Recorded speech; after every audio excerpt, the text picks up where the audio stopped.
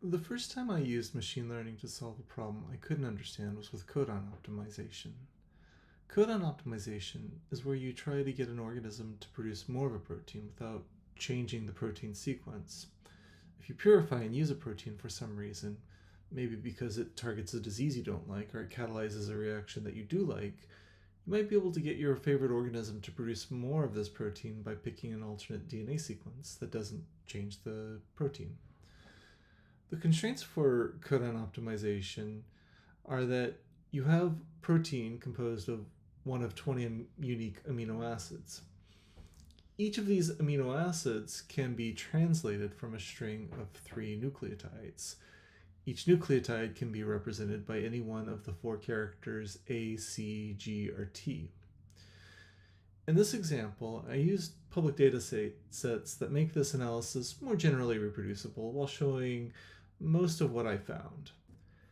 If you download the Saccharomyces cerevisiae coding DNA sequences, our CDS data from NCBI, you can try to predict a codon given the adjacent amino acids. In this case, I performed a logistic regression with equal class weighting to try and predict which codon was most likely.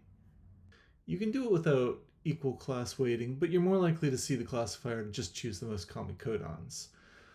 When I looked at the validation set performance, I was surprised to see that it actually learned something better than chance. Here I'm showing scrambled data in orange and the actual training set in blue. The y-axis shows the different amino acids, and the x-axis shows how often the model predicted the right codon from the data.